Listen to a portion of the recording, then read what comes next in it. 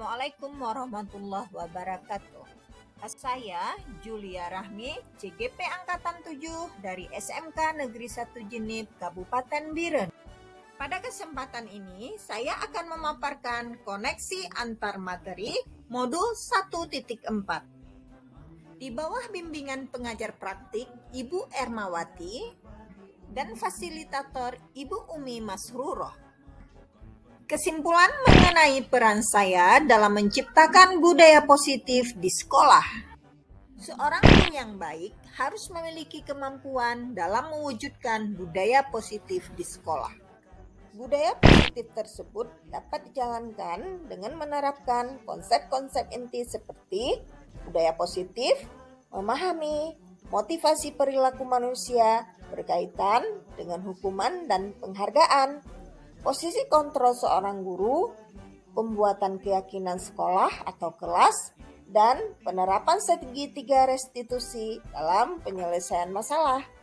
Disiplin positif yaitu cara penerapan disiplin yang mengajarkan anak bertanggung jawab dan menumbuhkan kesadaran diri berdasarkan nilai-nilai kebajikan. Disiplin positif lebih ke arah disiplin diri yang dapat mengontrol diri sendiri dalam melakukan segala tindakan. Disiplin positif dapat membuat diri memahami dan menyadari berdasarkan motivasi internal, bukan akibat paksaan, pujian, ataupun hukuman. Yang kedua, guru harus memahami motivasi perilaku manusia.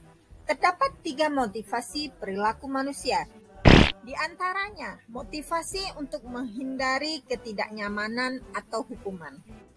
Motivasi untuk mendapatkan imbalan atau penghargaan dari orang lain. Motivasi untuk menjadi orang yang mereka inginkan dan menghargai diri sendiri dengan nilai-nilai yang mereka percayai. Saat guru memahami ketiga motivasi manusia, maka guru dapat memilah motivasi perilaku apa yang ada pada diri murid, yaitu motivasi eksternal.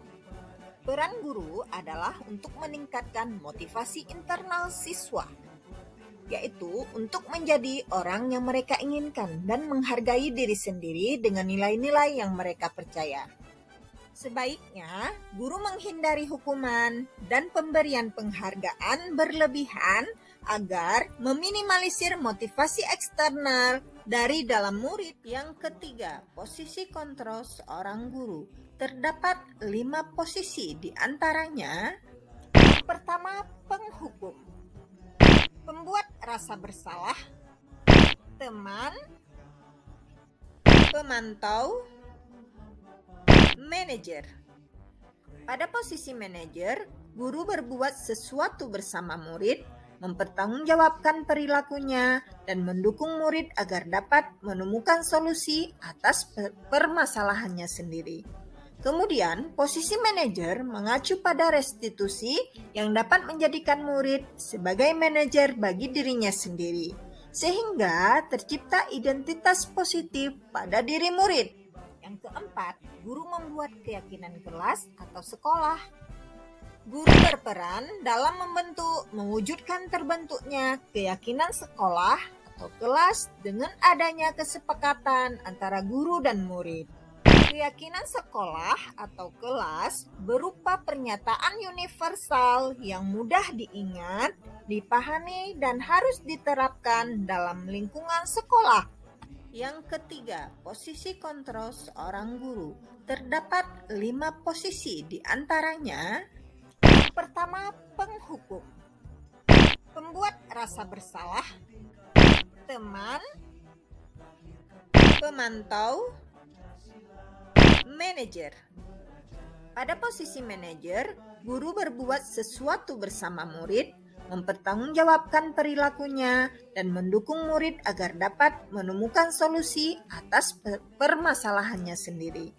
Kemudian, posisi manajer mengacu pada restitusi yang dapat menjadikan murid sebagai manajer bagi dirinya sendiri, sehingga tercipta identitas positif pada diri murid. Yang keempat, guru membuat keyakinan kelas atau sekolah. Guru berperan dalam mewujudkan terbentuknya keyakinan sekolah atau kelas dengan adanya kesepakatan antara guru dan murid. Keyakinan sekolah atau kelas berupa pernyataan universal yang mudah diingat, dipahami, dan harus diterapkan dalam lingkungan sekolah. Yang kelima, penerapan segitiga restitusi dalam penyelesaian masalah. Guru yang berperan sebagai manajer yang menggunakan segitiga restitusi dalam penyelesaian masalah melalui 3 tahapan, yaitu menstabilkan identitas, validasi tindakan yang salah, dan menanyakan keyakinan. Tujuannya adalah menghasilkan murid yang mandiri dan bertanggung jawab. Keterkaitan antar materi budaya positif dengan modul sebelumnya adalah dengan menjalankan budaya positif di sekolah, maka akan mempermudah dalam tercapainya tujuan pendidikan nasional sesuai dengan filosofi Ki Hajar Dewantara, yaitu pendidikan yang berpihak pada murid dan bersifat menuntun tumbuh atau hidupnya kekuatan kodrat yang ada pada murid. Budaya positif dapat terwujud jika seorang guru memiliki 5 nilai guru penggerak, diantaranya berpihak pada murid, mandiri, reflektif, kolaboratif, dan inovatif. Budaya positif dapat terwujud juga dengan mendorong kolaborasi antara semua warga sekolah dengan adanya keyakinan sekolah yang harus disepakati dan dijalankan bersama. Salah satu perubahan yang diinginkan sesuai dengan visi guru penggerak adalah terbentuknya budaya positif agar diperoleh sekolah yang nyaman, aman, dan berpihak pada murid. Untuk mewujudkan visi guru penggerak tersebut dengan pembuatan prakarsa perubahan sesuai dengan filosofi Ki Hajar Dewantara dan profil pelajar Pancasila. Refleksi. Saya sudah memahami konsep-konsep inti dalam modul budaya positif berkaitan dengan disiplin positif, teori kontrol, teori motivasi, hukuman, dan penghargaan. Posisi kontrol guru, kebutuhan dasar manusia, keyakinan kelas, dan segitiga restitusi. Selama konsep inti tersebut harus diresapi dalam diri, diwujudkan dalam tindakan, dan dibagikan pada rekan guru di sekolah. Sejauh mana pemahaman Anda tentang konsep-konsep inti yang telah Anda pelajari di modul ini? Adakah hal-hal yang menarik untuk Anda di luar dugaan? Saat saya mempelajari motivasi perilaku manusia berupa penghargaan, ternyata penghargaan dapat berdampak kurang baik bagi murid, di antaranya dapat merusak hubungan, mengurangi ketepatan, menurunkan kualitas, dan mematikan kreativitas dan bersifat menghukum. Dari keempat modul yang telah kita pelajari, itu memiliki tujuan yang sama, dengan tujuan akhirnya terwujudnya profil pelajar Pancasila. Terwujudnya profil pelajar. Perubahan apa yang terjadi pada cara berpikir Anda dalam menciptakan budaya positif di kelas maupun di sekolah Anda setelah mempelajari modul ini? Perubahan yang terjadi adalah saya menyadari posisi kontrol yang biasa saya lakukan adalah sebagai penghukum dan pemantau, seharusnya sebagai manajer dengan cara menangani masalah dengan menggunakan segitiga restitusi. Pengalaman saat apakah yang pernah Anda alami terkait penerapan konsep-konsep inti dalam modul budaya positif baik di lingkungan kelas maupun sekolah Anda? Saya menangani siswa yang sering bolos saat jam pelajaran terakhir.